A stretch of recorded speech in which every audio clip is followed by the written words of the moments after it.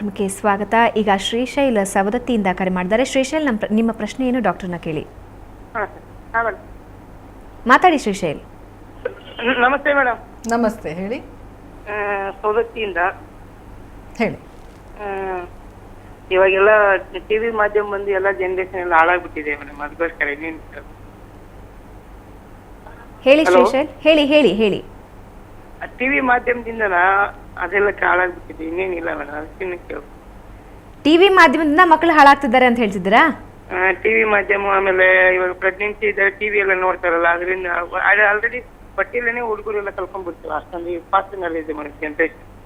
ಇವಾಗ ಯಾರಿಗೇನು ತಿಳಿಸಿ ಹೇಳ್ಬೇಕಾದ್ರೆ ಆಗತ್ತಿಲ್ಲ, ಅಷ್ಟೊಂದು ಫಾಸ್ಟ್ ಆಗಿ ತಿಳ್ಕೊಂಡ್ಬಿಟ್ಟಿದ್ದಾರೆ. ಓಕೆ, ನಿಮ್ಮ ಧ್ವನಿ ನಂಗೆ ಸರಿಯಾಗಿ ಕೇಳಿಸ್ತಾ ಇಲ್ಲ. ಆದರೆ ನೆಕ್ಸ್ಟ್ ಕಾಲರ್ ಬೆಂಗಳೂರಿಂದ ಸರಸ್ವತಿ ನಮಗೆ ಕಾಲ್ ಮಾಡಿದ್ದಾರೆ. ಸರಸ್ವತಿ, ನಿಮ್ಮ ಪ್ರಶ್ನೆ ಏನು ಡಾಕ್ಟರ್ನ ಕೇಳಿ. ಮಾತಾಡ್ಬೇಕಿತ್ತು. ಹೇಳಿ ಸರಸ್ವತಿ. ಮೇಡಮ್, ಮಕ್ಳು ಯಾಕೆ ಹೆಣ್ಮಕ್ಳು ತುಂಬಾನೇ ಕೋಪ ಮಾಡ್ಕೊಳ್ತಾರೆ, ಪದೇ ಪದೇ ಸಿಟ್ ಮಾಡ್ಕೊಂಡು ಏನ್ ತಗೊಂಡು ಎಸಿತಾ ಇರ್ತಾರೆ? ಸರಸ್ವತಿ ಅವರೇ, ಇದು ಹೆಣ್ಣು ಮಕ್ಕಳೇ ಮಾಡ್ತಾರೆ ಅಂತ ಹೇಳೋಕ್ ತಪ್ಪಾಗತ್ತೆ, ಹೇಳಿದ್ರೆ ತಪ್ಪಾಗತ್ತೆ. ಗಂಡು ಮಕ್ಕಳು ಹೆಣ್ಮಕ್ಳು ಜಾಸ್ತಿ ಅಂತ ನನಗೆ ಅನ್ನಿಸ್ತಾ ಇದೆ ಡಾಕ್ಟರ್. ಹೌದಾ?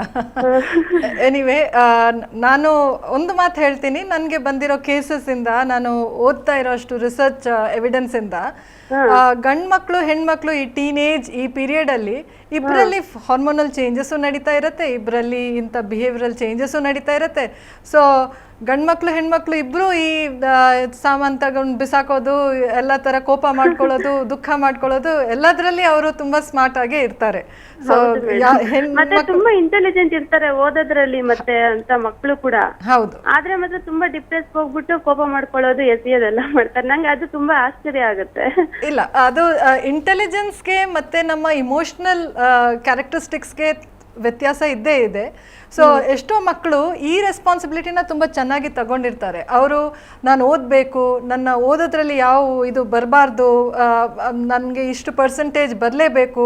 ಇನ್ಫ್ಯಾಕ್ಟ್ ಅವರು ಕರಿಯರು ಎಷ್ಟೋ ಸತಿ ಚೂಸ್ ಮಾಡಿಕೊಂಡು ಅವರು ತುಂಬ ಚೆನ್ನಾಗಿ ಅದನ್ನ ಮುಂದಕ್ಕೆ ಹೋಗಿರ್ತಾರೆ. They would have taken it further. But emotions ಅವ್ರೇನು ಮಾಡಿರ್ತಾರೆ, ಮೋಸ್ಟ್ ಆಫನ್ ಮನೆ ವಾತಾವರಣ ಹೇಗಿರುತ್ತೆ ಅದರ ಮೇಲೆ ಡಿಪೆಂಡ್ ಆಗತ್ತೆ. ಬಟ್ ಕೆಲವು ಮಕ್ಕಳಲ್ಲಿ ಮನೆ ವಾತಾವರಣ ತುಂಬಾ ಚೆನ್ನಾಗಿದ್ರೂ ಈ ರೀತಿ ಮಾಡುವಾಗ, ಮೊದ್ಲೆಲ್ಲ ನಾವೆಲ್ಲ ಚಿಕ್ಕವರಿದ್ದವಾಗ ಆತರ ಇರ್ಲಿಲ್ವಲ್ಲ ಮೇಡಮ್, ನಾವೆಲ್ಲ ತುಂಬಾ ಕೂಲ್ ಆಗಿರ್ತಾ ಇದ್ವಿ. ಇವಾಗ ತುಂಬಾ ಆಶ್ಚರ್ಯ ಆಗುತ್ತೆ, ಏನಾದ್ರೂ ಈ ತರ ಜನರೇಷನ್ ಇದರಿಂದ ಹಂಗಾಗತ್ತಾ ಅಂತ ಅನ್ಸುತ್ತೆ.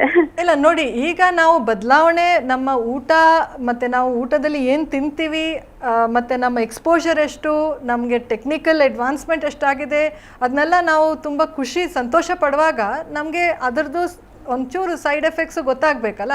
So some of these are the side effects. But ಒಂದು ಸರಸ್ವತಿ ಅವರೇ, ನಾನೇನು ಹೇಳ್ತೀನಿ ಅಂದರೆ, 10 ವರ್ಷ ಅಥವಾ 20 ವರ್ಷ ಮುಂಚೆನೂ ಇಂಥ ಪ್ರಾಬ್ಲಮ್ಸ್ ಇದ್ದೇ ಇತ್ತು.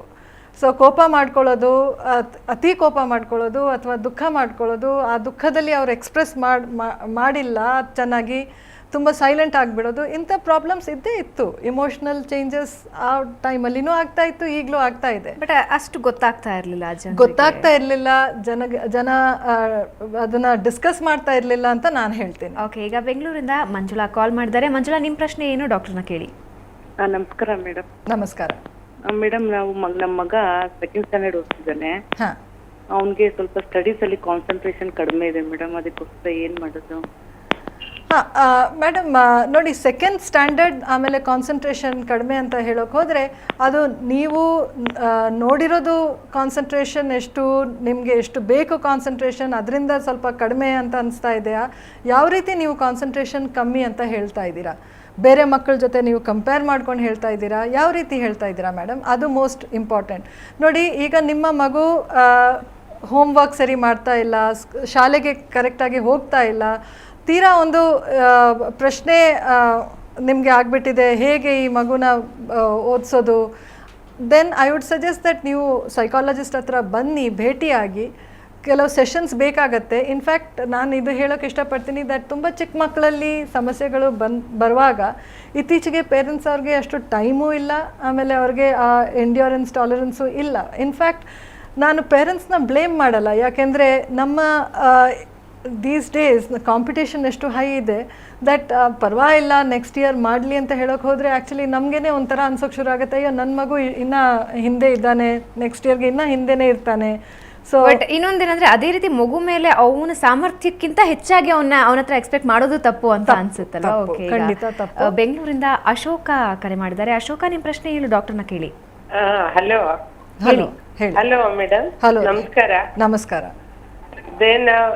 ಒಬ್ಬ ಮಗಳು ಮಗಳಿಗೆ ಮದ್ವೆ ಆಗಿದೆ. ಹಾ ಹಾ ಮಗಂದು 28 ವರ್ಷ ಆಗಿದೆ. ಹಾ ಹಾ ಎಷ್ಟು ಮಾತಾಡಿದ್ರು ಸಣ್ಣ ತರ ಸ್ವಲ್ಪ ಥಿಂಕಿಂಗ್ ಜಾಸ್ತಿ ಮಾಡೋದೇ ಇಲ್ಲ.